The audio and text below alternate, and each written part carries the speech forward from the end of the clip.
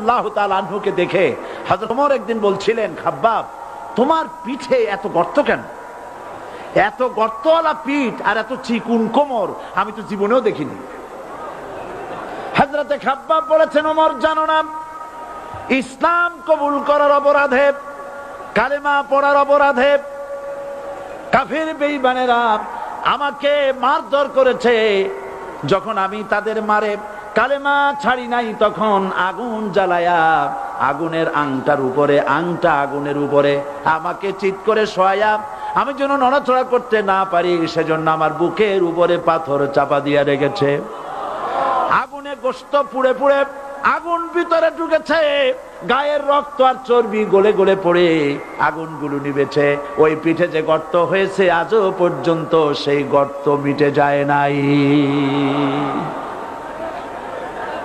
হযরতে খাব্বাব রাদিয়াল্লাহু তাআলা আনহু বলছেন, বুখারী শরীফে হাদিসে ভাবে এসেছে, ওয়ান খাব্বাব বিনুল আরিত রাদিয়াল্লাহু তাআলা আনহু আন্নাহু ক্বাল শাকাউনা ইলা রাসূলিল্লাহ সাল্লাল্লাহু আলাইহি ওয়াসাল্লাম ওয়া হুয়া মুতাওয়াসসাদুন বুরদাতুন লাহু ফি জিল্লিল কাবা। আমি গেলাম রাসূলুল্লাহর কাছে, যে দেখি হুজুর বাইতুল্লাহ শরীফের ছায়ায় আরাম ফরমাচ্ছেন। আমি কাছে গিয়া বললাম, আলা তাস্তানসিরু লানা আলা তাদউ লানা ইয়া রাসূলুল্লাহ, হে রাসূল আপনি কি আমাদের জন্য দোয়া করবেন না? আপনি কি আমাদের জন্য আল্লাহর কাছে সাহায্য প্রার্থনা করবেন না? মার খেয়ে খেয়ে তো শেষ হয়ে গেলাম। শুনতেছেন আপনারা?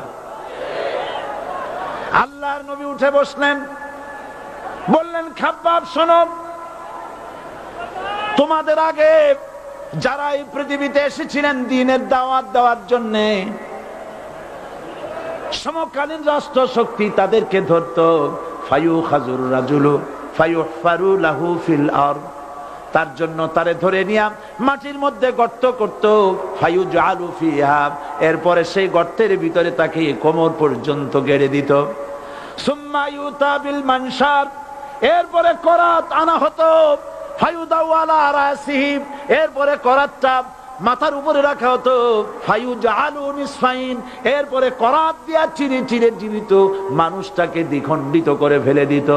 মা ইয়াসুদ্দুহু যালিকা আন দীনি, এত কষ্ট দেওয়ার পরেও, এত জুলুম করার পরেও দ্বীনের দায়ীদেরকে এক চুল পরিমাণ আল্লাহর রাস্তা থেকে তারা সরাই দিতে পারে নাই। ওয়াল্লাহি, ও খাব্বাব, আমি আমার আল্লাহর নামে কসম করি। মুসলমান কে কসম করতেছে? আল্লাহ রাসূল। আমি আমার আল্লাহর নামে কসম করি, ওয়াল্লাহি লা ইউতাম্মান্নাল্লাহু হাযাল আমর হাত্তা ইয়াসির রাকিবু মিন সানা ইলা হাযরামাউত। সেদিন বেশি দূরে নয়, ইয়েমেনের রাজধানী সানা থেকে শুরু করে সৌদি আরবের হাযরামাউত পর্যন্ত হাজার হাজার মাইল, এই দীর্ঘ পথে যুবতী নারী তার সৌন্দর্যের পশ্চা নিয়া, আর ধনাঢ্য ব্যক্তিরা সওদাগরেরা তাদের টাকা পয়সা নিয়া একাকে নিয়ে অথবা দলবদ্ধ ভাবে মানুষেরা যাতায়াত করবে।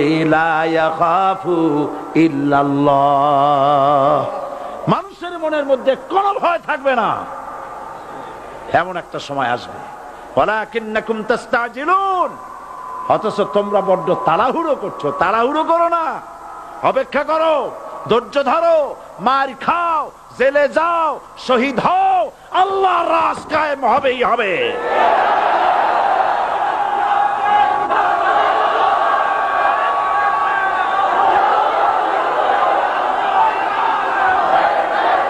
বিল্ডিং থেকে শিক্ষা গ্রহণ করুন। বিল্ডিং, ইমারত, দালান থেকে শিক্ষা গ্রহণ করুন। এই যেটা দালান আছে না পাশে, দেখতে পাচ্ছেন, এই দালান কি দিয়ে তৈরি করা হয়েছে বলেন? ইট।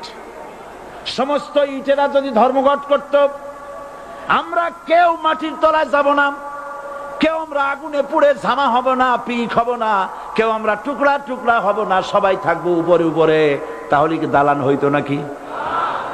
এই বিল্ডিং নির্মাণ করতে গিয়া ইটের যে স্যাক্রিফাইস, হাজার হাজার ইটকে পিক হতে হয়েছে, পুড়ে যেতে হয়েছে, খোয়া হতে হয়েছে, ভেঙে টুকরা টুকরা হয়ে 50 ফিট মাটির নিচে যেতে হয়েছে।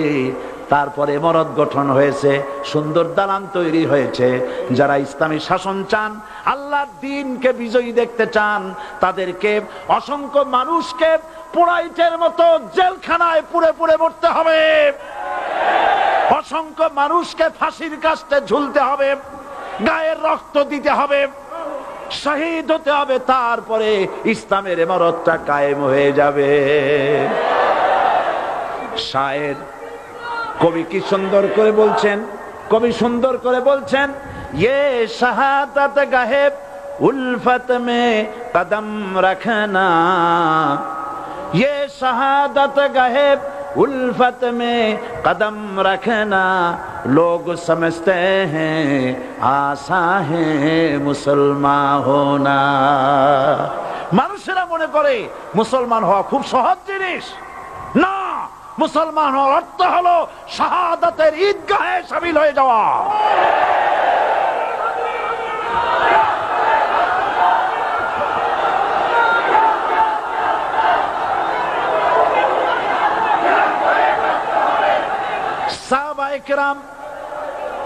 সাহাবায়ে কেরাম মার খেলেন, এবার স্বয়ং আল্লাহর নবীর গায়ে হাত তুলল। আবু জাহেল এসে হুজুরকে মারলেন, গলায় চাদর দিয়া এমন জোরে টান মেরেছে, রাসূলুল্লাহ পড়ে গিয়েছেন। হাদিসে এসেছে হুজুরের চোখ মোবারক ঠিকরে পড়ে যেতেছে, চেহারা মোবারক লাল হয়ে গিয়েছে, জমিনের উপর আছাড় মেরে ফেলেছে। রাসূলের এই অবস্থা দেখে হযরতে হামজা তখনও কাফের ছিলেন, শিকার থেকে এসে তিনি এই দৃশ্য দেখলেন, দাসীর মুখে শুনলেন, ছুটে চলে গেলেন আবু জাহেলের বাড়িতে। যায় বলে, আবু জাহেল রে, তুই মুহাম্মদ সাল্লাল্লাহু আলাইহি ওয়াসাল্লাম মেরেছিস, বল কেন মারলি? এমন ভালো মানুষ তো জীবনে চোখে দেখি নাই, যিনি কোনো মিথ্যা কথা বলেন না, ভালো ভালো কথা বলেন, এক আল্লাহর গোলামি করার জন্য বলেন। এই সব ভালো কথা বলার জন্যই তুই তারে মারলি নাকি? আরে আবু জাহেল, তুই কি মনে করেছিস মুহাম্মদ সাল্লাল্লাহু আলাইহি ওয়াসাল্লাম তার পিতা আব্দুল্লাহ মারা গেছে বলে মুহাম্মদ সাল্লাল্লাহু